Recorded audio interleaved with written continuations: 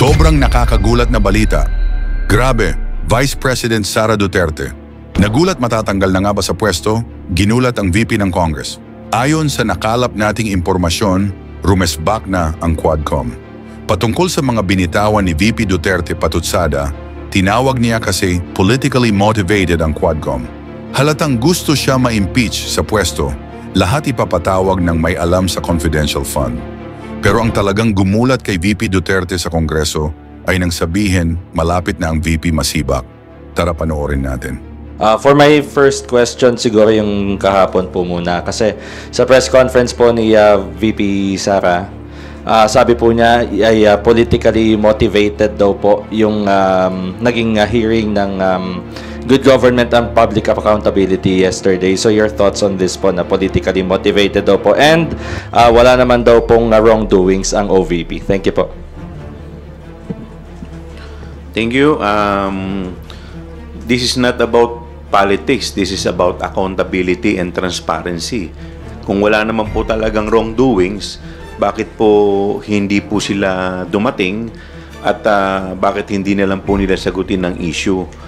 Dahil ang nakikita po namin dito, ang pinapupunta po nila yung mga career officials na sa tingin po namin, hindi naman po sila ang talagang concern. Yung mga talaga pong mga officials na directly involved dito, parang pilit po nilang hindi pinararating. Parang nagkakaroon po ng cover-up dito po sa issue na to. Thank you. Okay, I think the easiest gateway, as always, is politically motivated. Ano na yan basang-basa na yung ganyang justification.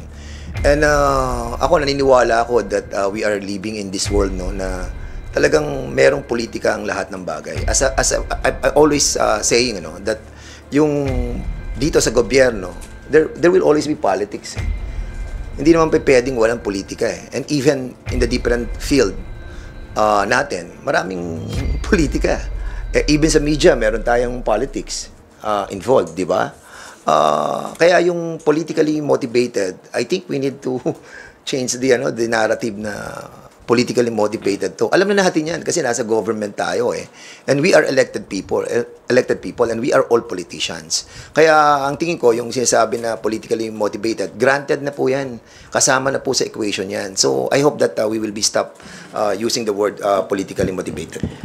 Actually, yung Blue Ribbon Committee, gusto lang makita kung ano yung totoo at yung katotohanan kung paano ginasta ng opisina ng Vice President, ng Office of the Vice President, yung kanyang confidential fund, at saka kung paano ginastos ng Department of Education sa pangunguna ni VP Sara, yung kanyang confidential fund din. At sa totoo lang, nalulungkot ang committee dahil kung sino yung mga taong involved, katulad ni Acosta at saka yung kanyang Chief of Staff, hindi pinapapunta ni Vice President Sara dahil sila naman talaga yung may responsibility regarding dun sa confidential fund dahil siya yung disbursing officer. At sana wag niya nang pagtakpan kasi nga tama naman si Chairman Joel na parang nagkakaroon ng cover up. Kung sino yung mga taong wala namang kinalaman, yun yung pinapapunta nila. Samantalang yung mga taong may responsibility regarding dun sa kung paano ginastos yung pera ng ating pamahalaan, yun yung hindi niya pinapapunta. Plus yung sinasabi niya na hindi daw totoo yung mga resibo na ipinapakita, na ipinakita sa committee, galing mismo sa galing mismo sa Commission on Audit yun. Commission on Audit yung nagbigay sa committee, kaya hindi po pwedeng sabihin ni VP Sara na peke yon. Katulad ni katulad ni Mary Grace Piatos, sila ang naglagay ng pangalan doon. Alam naman natin na hindi totoo yon. Gawa-gawa na lamang nila yon. So kailangan harapin nila yung responsibilidad sa kung ano yung ginawa nila at kung paano nila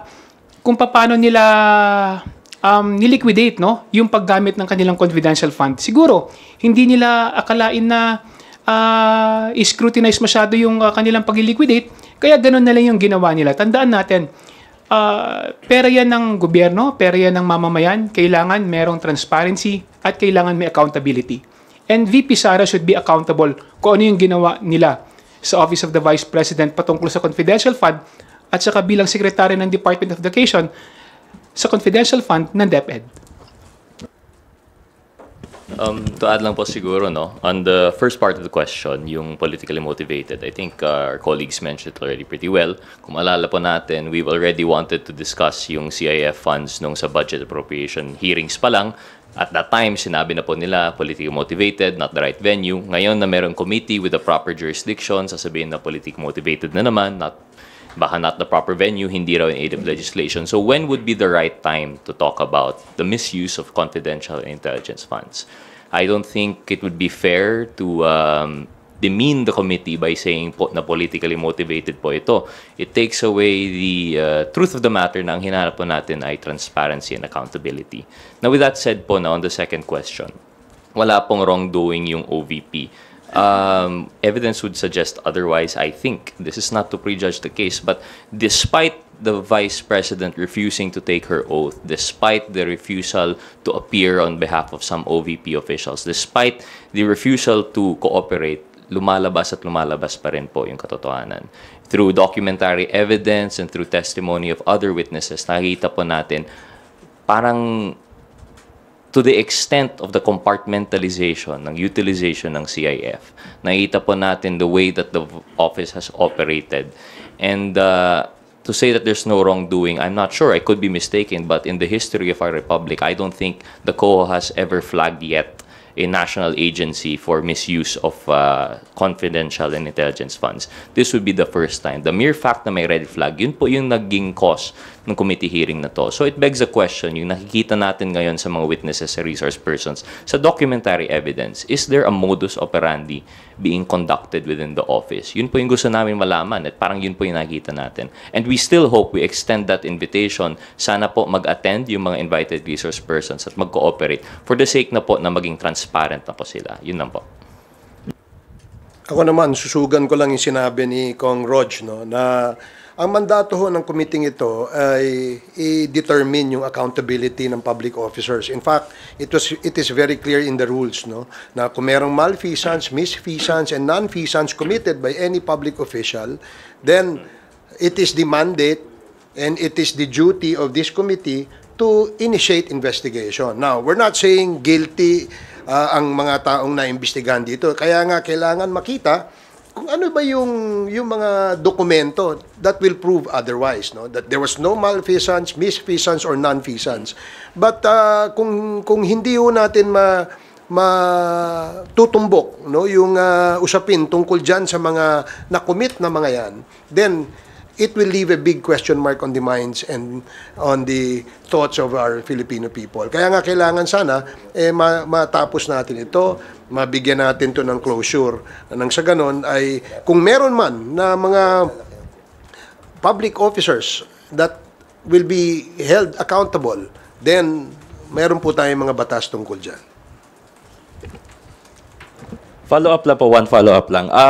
Sabi po ni VP, yung ibang officials ng OVP, busy raw po na mag-prepare sa anniversary ng OVP. And if I'm not mistaken, parang this week po yata yung anniversary ng Office of the Vice President.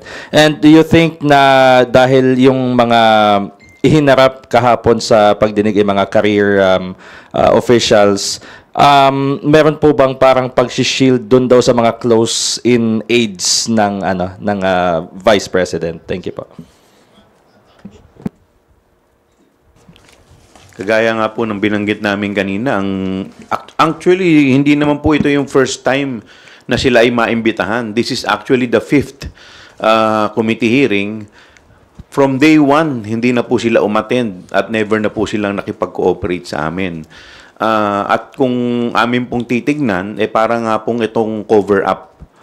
Parang nagkakaroon po ng cover-up dito at talaga naman yung mga directly involved dito po sa isyung to, sa confidential fund, ay talagang hindi nila pinapupunta. In fact, during the committee hearing, tinanong po yung isang career, si Attorney Sanchez, at sinabi nga po niya, ang nakakaalam lamang po netong confidential fund sa OVP ay yung disbursing officer, si Gina Acosta, yung Chief of Staff, si Attorney Zulaika Lopez, at si VP mismo, si VP Sara Duterte? Actually, si VP Sara is shielding her inner circle, no? Sa accountability. Kaya kung makikita natin, merong selective participation, kung sino lang yung gusto nilang ipadala at walang direktang kinalaman dun sa liquidation ng fund, yun yung pinapadala niya. So, kailangan nating makita kung ano yung nangyari at malaman natin kung ano yung katotohanan regarding sa confidential fund, kung paano ito ginagastos, no? Dahil kailangan din natin ng karagdagang batas para maprotektahan yung pera ng mamamayan. Okay. I think the father and daughter have the same kind of personality, shielding their own people. Why? Si BP Sara, nakita natin how she protected yung mga tao niya by not letting them to attend the hearing. Dito naman si former president, sinasabi niya, me alone, it's all me, ang responsible dun sa war on drugs. But kahapon lamang nagsalita na po si PNP chief at sinabi niya that 1,286 na mga affected ng war on drugs died and others were wounded, and yung iba naman po ay 219 cops were I think charged criminally. And marami po yung na-charge, almost 200 plus as well, and na-dismiss pala. Meron po na-dismiss, 200 plus, and yung iba facing summary dismissal as well.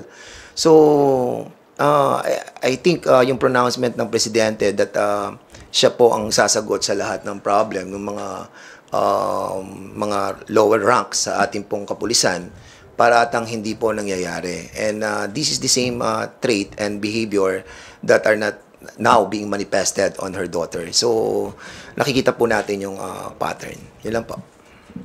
In addition po sa sinabi ni Chairman Dan, kung may Davao model sa EJK, may Davao model din sa paggastos ng confidential fund. Nakikita natin yung pattern ng mag-ama, nakikita natin yung pattern na kanilang ginagawa patungkol sa extrajudicial killing at saka kung paano nila ginagastos yung confidential fund. Tandaan natin na ang Davao may pinakamalaking confidential fund yan sa lahat ng city sa buong bansa, So kung paano nila ginastos yung confidential fund ng DepEd at saka ng Office of the Vice President, binabase din nila sa Davao model. In addition lang po, on the first point, yung the reason for their absence, I think nabanggit naman ni Chairman Chua na this is not the first hearing, we're already in our 4th or 5th po ba? And yet they did not attend. I don't think for all those hearings it would account for yung preparation for the OVP anniversary. With that said, in addition, even if ito lang po if this is the only hearing that they're made to attend, I don't think equal naman po importance ng anniversary. Every year naman po yun, yung anniversary as compared to a committee in which under fire po yung integrity and accountability ng isang opisina, the second highest official in the land. So for them to choose OVP preparations, which one could be done by other staff, I suppose, and two happens every year, versus answering questions po sa committee, I think mas importante naman po yung committee. So, I think sa reasoning pa on that alone, parang nakakaduda na rin po talaga yung same time po nawawala yung mga key persons. With that said, on the second question po, yung whether there is a cover-up of sorts. I think, like I mentioned earlier, ang nakikita po natin in the hearings that we've conducted so far, sobrang compartmentalized po yung OVP in relation to the CIF. And it would appear, based on the records, nakita po natin yung statements ng dalawang resource persons that attended were notarized by an official of the OVP. You couldn't help but think na baka coordinated po yung statements na ito. Kumbaga, sila po yung pina-attend just to assuage or to satisfy the committee na may resource persons. Pero yung pinadala naman, walang kinalaman about sa CIF. Ang alam lang po nila is the issuance of yung cheque, which is not the question at hand. Our question is, paano po ginastos yung confidential funds? So with that compartmentalization, nakita po natin, it seems to be po, they're protecting those that have actual knowledge of the fact. And yun po yung kailangan po natin sa committee. Yun po. Ngayon, ikaw, bilang Pilipino, ano ang masasabi mo at reaksyon sa balitang ito? Mag-iwan ka ng komento sa ibaba at atin pong babasahin isa-isa.